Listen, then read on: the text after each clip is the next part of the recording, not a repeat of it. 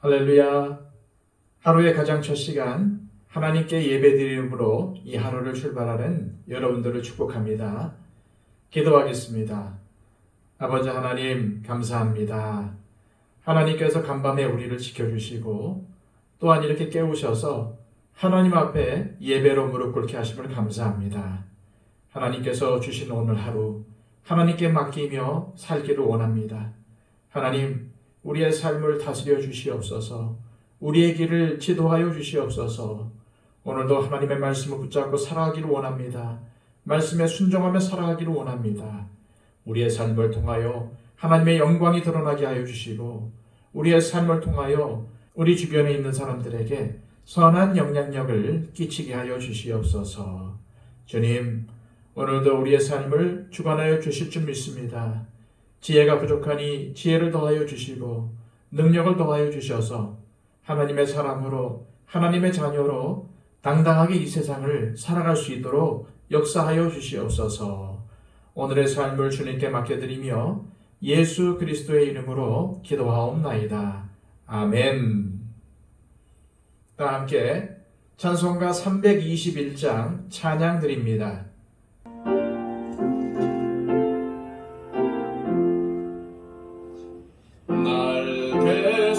하신 예수께 내 생명 모두 드리니 늘 진실하게 하소서.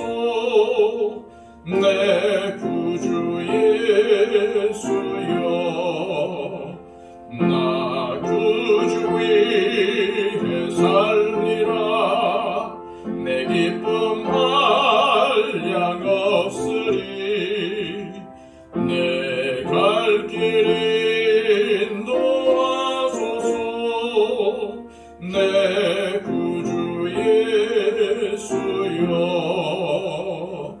날 구원하신 예수를 일평생 의지하오니 날 영접하여 주소서. 내 구주 예수여, 나 구주 위에 살리라. 내 기쁨 한량 없으리. 내 갈 길 인도하소서. 내 구주 예수여, 주 십자가에 달리사 날 자유하게 했으니 내 몸과 마음을 주 위에 다스게 하소서. 나 구주 위에 살리라. 내 기쁨 한량 없으리. 내 갈 길 인도하소서. 내 구주 예수여.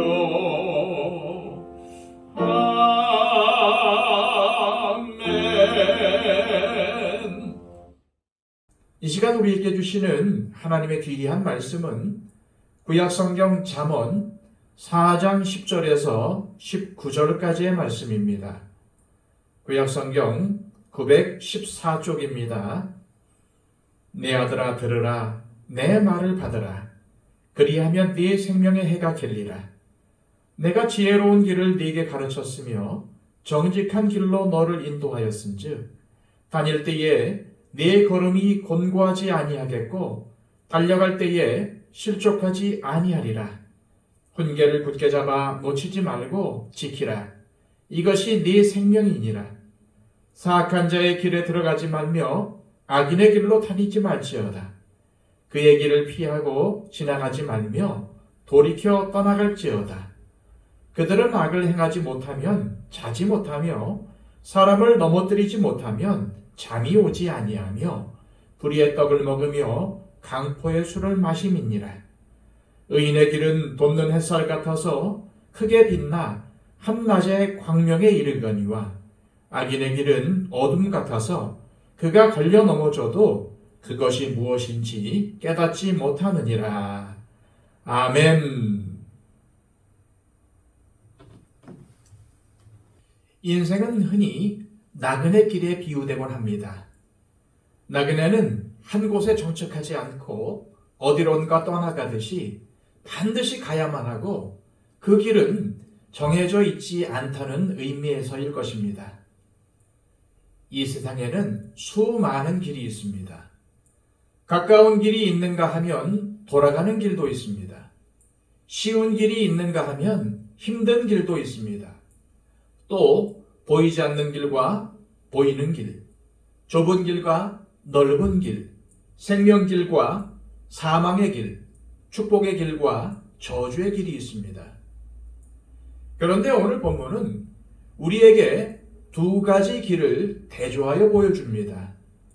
모든 인생의 길은 두 종류로 구분될 수 있다는 말입니다. 첫 번째 길은 지혜로운 길, 혹은 의인의 길입니다. 그리고 의인의 길과 반대되는 길이 있습니다.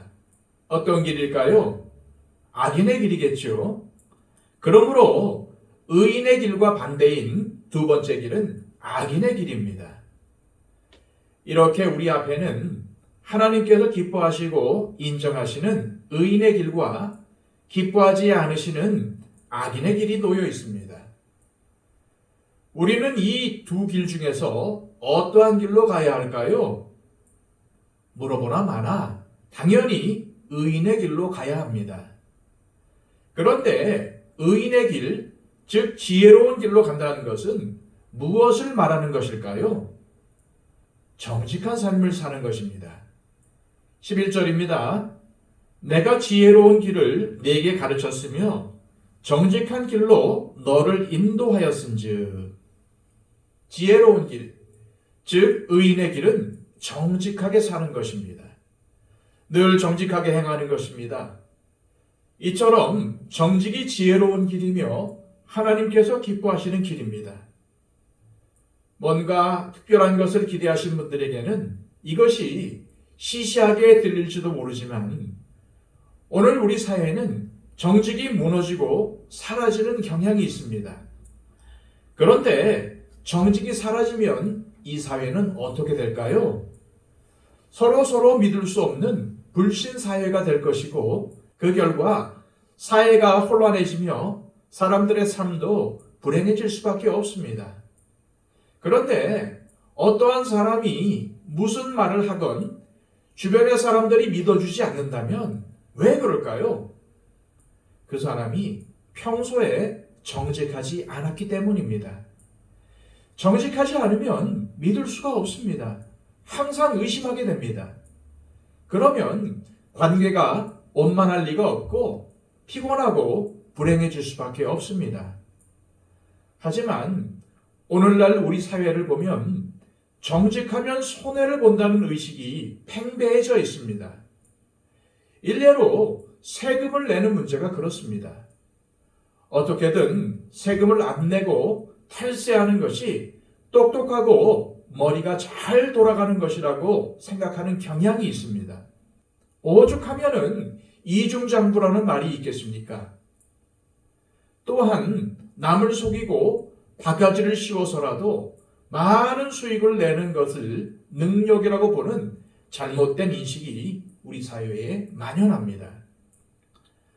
만약 우리 가까이에 어떻게든 남을 속여서라도 돈 벌고 출세하는 것이 정직해서 손해를 보고 뒤처지는 것보다 낫다고 생각하는 사람이 있다면 그 사람과 함께하고 싶겠습니까? 이처럼 정직은 생각보다 중요한 것입니다. 그래서 솔로몬은 오늘 잠언의 말씀을 통해서 정직한 길이 곧 지혜로운 길이라고 이야기하고 있는 것입니다. 정직한 사람은 신뢰를 받습니다. 누구라도 그러한 사람과 일하고 싶지 않겠습니까? 그러한 사람을 직원으로 채용하고 사위나 며느리로 삼고 싶지 않겠습니까?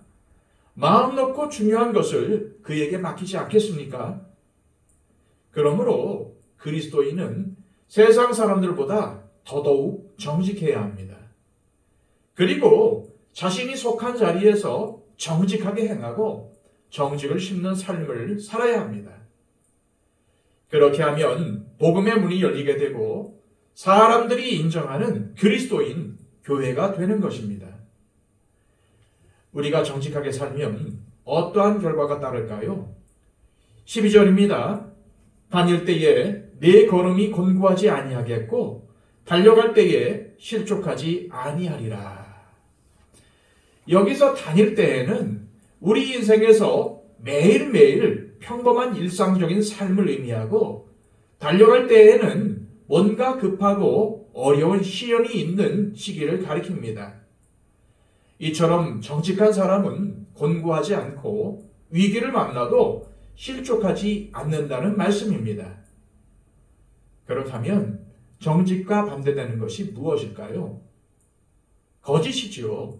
거짓말, 거짓 서류, 거짓 장부, 이러한 길을 추구하는 자는 잠깐 성공하는 것처럼 보이고 많은 것을 누릴 수 있지만 언젠가 반드시 후회할 날이 옵니다. 왜 그럴까요? 하나님은 행위대로 갚으시고 공의로우신 하나님이시기 때문입니다. 오늘 본문의 말씀은 시편 1편을 떠올리게 합니다. 시편 1편의 말씀은 복 있는 사람과 악인을 대조하지요. 거기서 악인을 어떻게 묘사합니까? 시편 1편 4절부터 6절까지의 말씀입니다.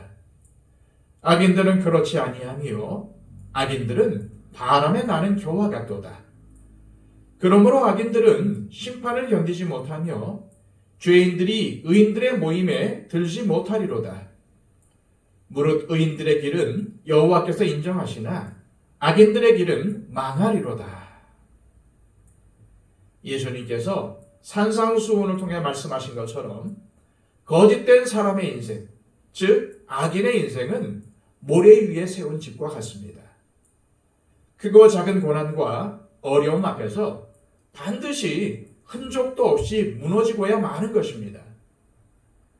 악을 행하며 살아가는 자들, 정직하지 않고 거짓을 행하는 자들은 더 많은 것을 손쉽게 얻고 영예를 누릴 수 있을지는 모르지만 언젠가는 거짓과 불의로 이익을 본 이상의 해를 당할 날이 올 것입니다.